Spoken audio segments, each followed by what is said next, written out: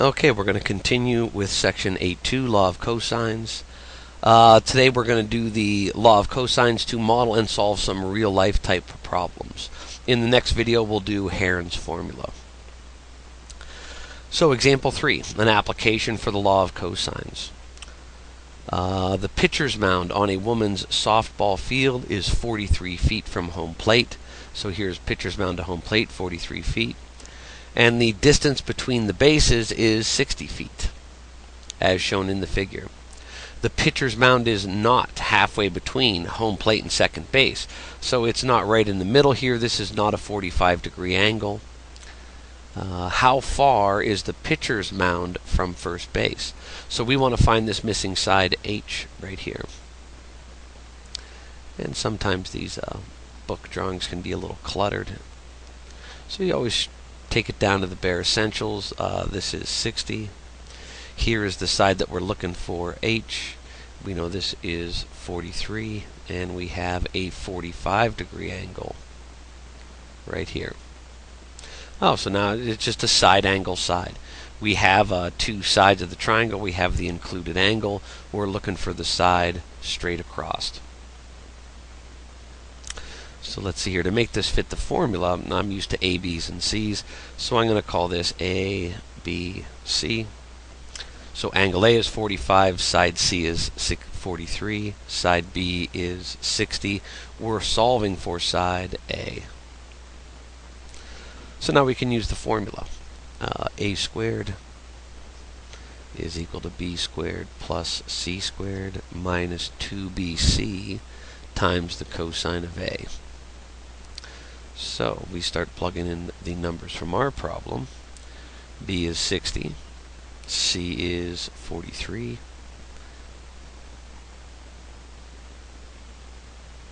and our angle is 45 degrees. Oops, didn't need that one parenthesis. So if we do these squares and sum them up first, we're going to get 5,449 minus, and then we do this long string of multiplication, and that turns out to be 3,648.67. And this is, remember, A squared. A squared. A squared equals 1,800.33. And if we square root that value, we get A is about 42.43 feet.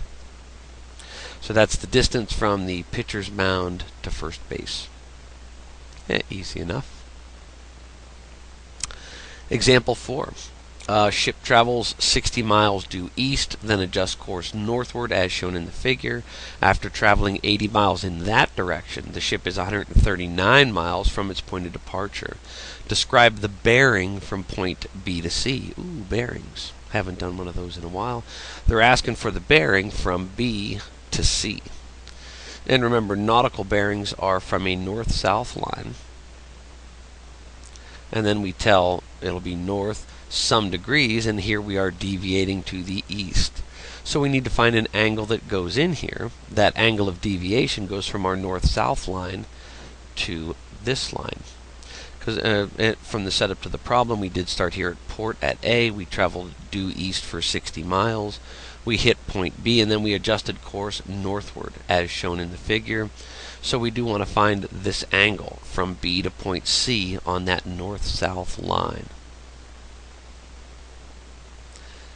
And you know, those seagulls in the picture of the boat are distracting me. So let's draw our own triangle. And it doesn't really have to even be close to that. You know, as long as we get an idea where the sides and angles are. So here's B, C, and A. And it looks like we have all three sides. Side C is 60, side A is 80, and they told us we were 139 from point of departure. 139, not degrees, 139 miles, nautical miles. And now that the triangle looks a little more like this, you know, we're going to have to find this angle B and sort of chop it. You know, here's our north-south line. We want this bearing from B. Well, this is a 90-degree angle. And our bearing is going to be, this is our north-south, our bearing is going to be something to the east. So we need to find this big angle B. It will be obtuse. And then we're going to chop 90 degrees off it, and that'll be our bearing angle. Now that we even got this good setup, let me clear a little room. So here's our final answer. I'll stick it up here in the corner. It's going to be north blank degrees to the east. And that number to the east will be angle B minus 90 degrees. So we need to find angle B and subtract 90 degrees. Whatever that answer is, goes right in.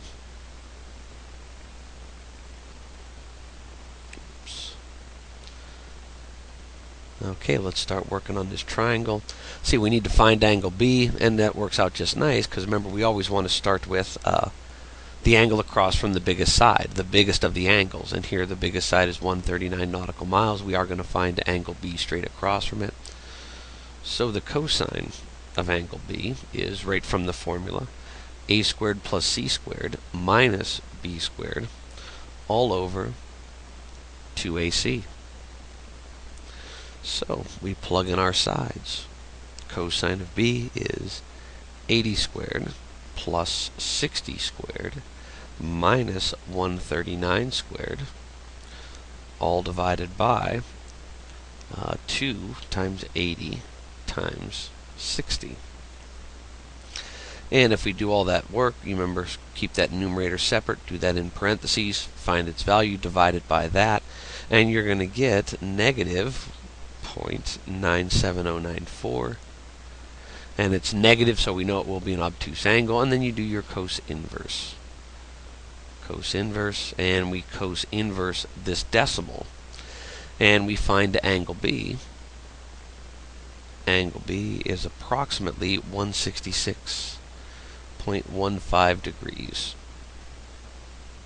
So angle B is 166.15. We subtract the 90 degrees from this right angle, and we get 76.15. And that is our number in our bearing here, north, and then a 76.15 degrees east deviation. Okay, a couple problems for the practice here. The first one's pretty straightforward. To approximate the length of a marsh here from A to C, this is side B of the triangle, a surveyor walks 250 meters from point A to B, so here's 250, and then turns 75 degrees. This angle outside the triangle is 75 degrees, and he walks 220 meters to point C. Approximate the length across that marsh. Remember, that angle 75 is outside of that triangle. This next one, navigation on a map. Orlando is 178 millimeters due south of Niagara Falls. That's a key component to this problem. We have here a north-south line. From Niagara Falls to Orlando, this red dotted line is our north-south line. Denver is 273 millimeters from Orlando. Denver is 235 millimeters from Niagara Falls. See the figure. Find the bearing of Denver from Orlando. So we want to find this angle from Orlando to Denver. And then we want to find the bearing of Denver from Niagara Falls. So here's Niagara Falls. We want to find this bearing. And remember, airplane bearings are different than the boat or the nautical bearings, land navigation bearings that we just did in the previous example. Remember, air bearings are from your true north line. You just do an angle in the clockwise direction. You know, it could be 359 degrees. You wouldn't say 1 degree to the east or the west. You'd say 359 degrees for airplane bearing. So the big idea here is to take those three sides, solve the triangle, find all the angles. Your bearings will come from those angles. So pause the video, try the problems, and check your work. Okay, let's see what's going on in the first one here. We just want to find AC, and everything is labeled on the triangle. It will be a side angle side scenario. Once we get this angle B inside here, we do have enough information because we know we have a straight line here. This side's coming off, and we have a 75 degree angle. So if we do, the straight line is 180 degrees, we minus the 75, we get angle B up here is 105 degrees.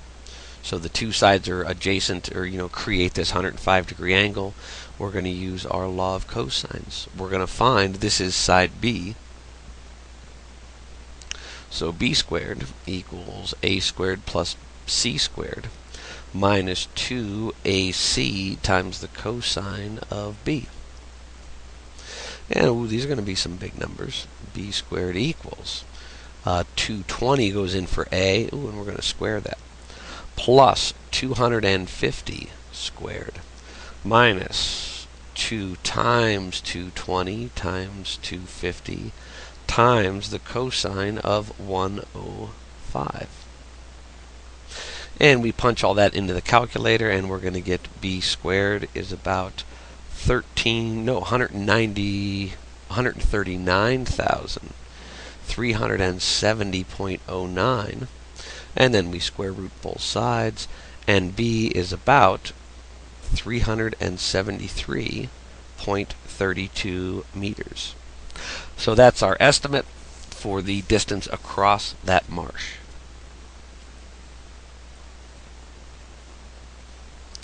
Okay, let's check out our Airnav problem here. So the big idea is we just have a triangle and we have all three sides. So of course we're going to find all the angles, and our bearings will just come from those angles. So on this side we have 178, here is 273, and 235. And we just want to find all of these angles.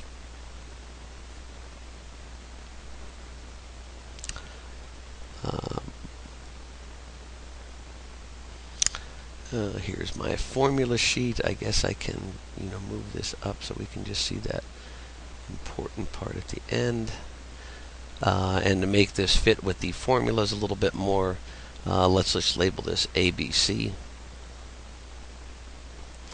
And we want to go for the largest of the angles. So let's see, the largest side here is 273. So we want to solve for angle B. So we're going to use this formula. The cosine of angle B is going to equal a squared, or 178 squared, plus c squared, 235, minus b squared. B is our 273. And that's all over 2ac. 2 times 178 times 235.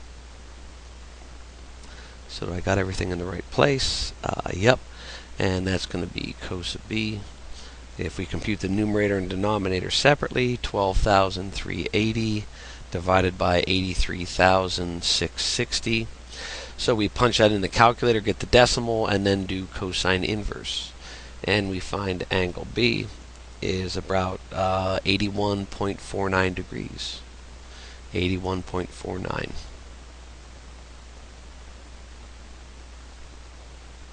So let's find angle C now using the law of sines.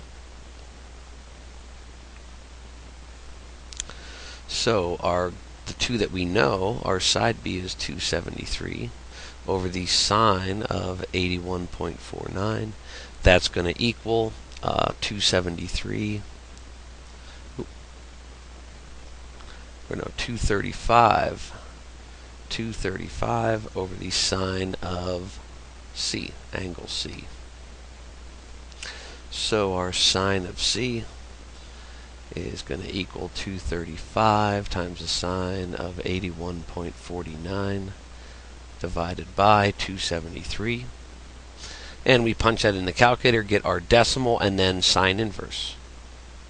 And we get angle C is approximately 58.36 degrees. So this is 58.36 degrees. We could find angle A. Do we really need it for this problem? No, not at all. But if you're curious and you want to set that up or subtract those two from 180, you'd get angle A is about 40 degrees, 0.15. But again, that wasn't really necessary to the problem. We were trying to find bearings. The first one, and we've got to be able to see the map there. Part A, the bearing of Denver from Orlando. So here's Orlando. This is our north-south line.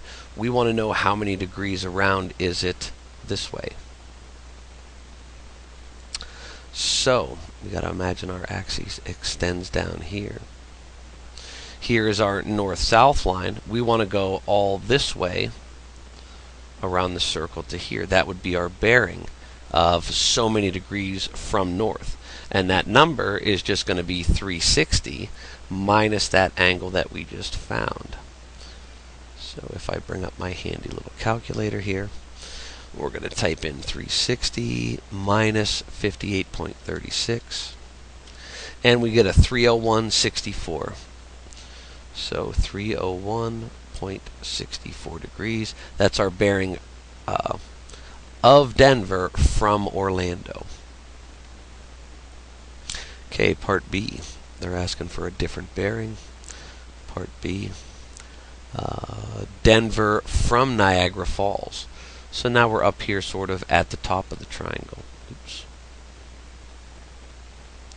So this is Niagara Falls. We want to get here to Denver.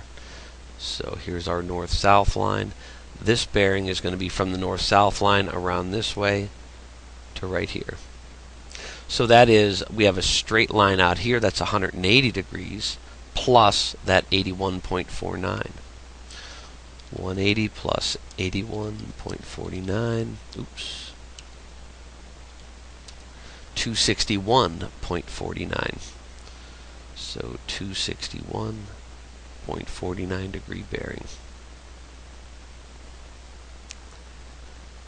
The assignment for this section, day 2, page 612, just 3 problems, 29, 35, 38.